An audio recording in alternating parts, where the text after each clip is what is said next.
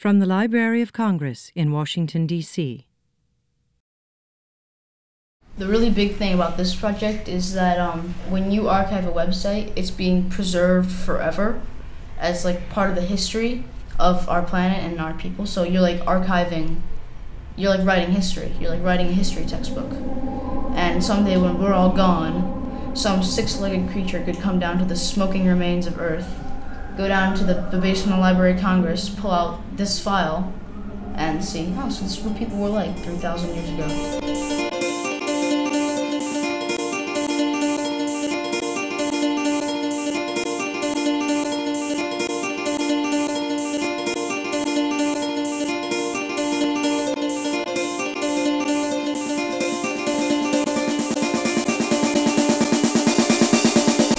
At like how big the actual project was, because like I couldn't wrap my head around the idea that this was going to be that important, and then I finally realized when you guys came up that, oh my gosh, this is going out to the entire world and it's very important to our generation. Everyone should get a chance to be able to do what we're doing. It makes coming to school really fun because we know we're not going to have a boring day, we're going to have a lively day. That's pretty much why I did this, because I knew once he told us that we were making history, I thought that would be pretty cool for people to look at it. I don't think people really realize that we're going to be history in like a couple years. Like the history books we read about, they think that's all fake, but in 100 years from now, we're going to be those history books and they're going to be learning about our life. Theirs is going to be totally different from this. I just learned a few days ago that it's YouTube's 5th birthday, which really surprised me. I thought that site had been around forever.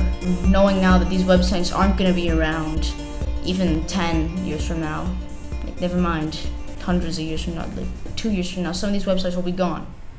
And that's really, really scary. Like, the lifespans of these websites are so short. Well, what's important to us is sites that are teenager sites, because I mean, we're teenagers, so anything that I think we look up will be what teenagers look up. If you look at it collectively, then yes, it does represent teenagers in 2010. But if you look at individual, like say sites that just I archive, then that's just me. It's not the entire generation of teenagers. I think if you look at the list of websites, you can definitely see the diversity that all the kids have, but then you can also see some major similarities that we share. Facebook.com, MTV.com, Facebook.com, and MTV, Facebook, MTV. I also use Facebook a lot. My favorite was, it's called Academy of Dance 1, and it's for our dance studio. It's kind of a big part of my life. I do play a lot of video games, so I go on like a lot of fan websites. My favorite video game fan website is brawlinfamily.com. Games, gamepost.com, fog.com. He likes hockey. He put NHL down. A lot of teams out there do like watching hockey, so that reflects the teams that watch hockey. I play soccer. That reflects me, and also reflects a lot of teams out there that play soccer. Musician's Friend is like a place to like buy like musical instruments, and Cordy is a site where you can get the chords, guitar chords to songs. Well, I chose basketball sites because I play basketball, and I like go on NBA.com a lot, check scores. Bike producers websites like Huffy, Schwinn, Next Bikes. I selected a bunch of film and animation sites because I'm into film, animation, video editing, that kind of stuff. Vocaloidism.com and DeviantArt.com. Vocaloid is a vocal synthesizing software usually used for making songs. It's Japanese, and currently there are 19 models. I listen to their songs a lot, and that's pretty much all that I have on my iPod. So I like put like websites like cosplay.com or cosplayfood.com, which cosplaying is when you dress up like the anime character and you go to like all like the conventions and stuff, and it's so much fun. We both like love it and we're really interested in it. We are archiving websites that we use every day. What we're doing is taking pictures of them by typing in the website, and now it's telling me how often they're going to take pictures of the website. And the reason they take the pictures is because over time each website like develops and gets new logos, new pictures, and it's a different way of representing the site over time. So we take it either monthly or weekly or even every day or every other month. Hourly, daily. Yeah. How do you make those decisions? Well, depending on the website. If it's a popular website, it's probably going to be more often you want to update it. When You put in a site, there's a couple questions, like you have to put in the name of the site, and then the details are what you can do on the site, how you use it, what kind of people you would recommend the site for, and all of the other facts that you think people should know about the website that they could use.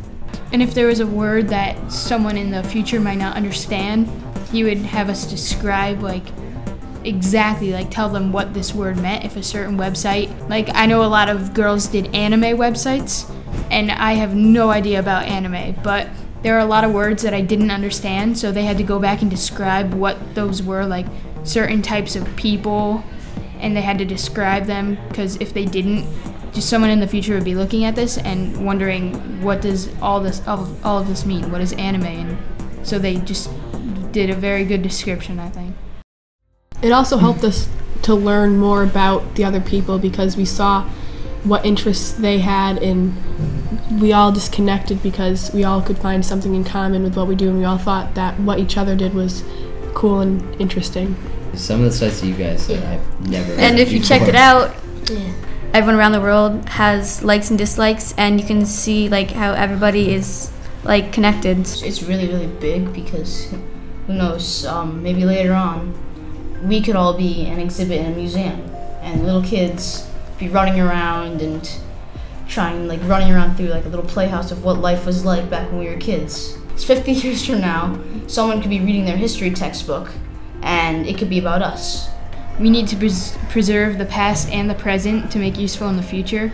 So every website on the internet has its own unique characteristic, and if we just forget about them, then no one in the future will have any idea about what we did and what was important to us in the 21st century. Because of this project now, these websites will be saved, and if it wasn't for this project, they might just not be remembered and just disappear.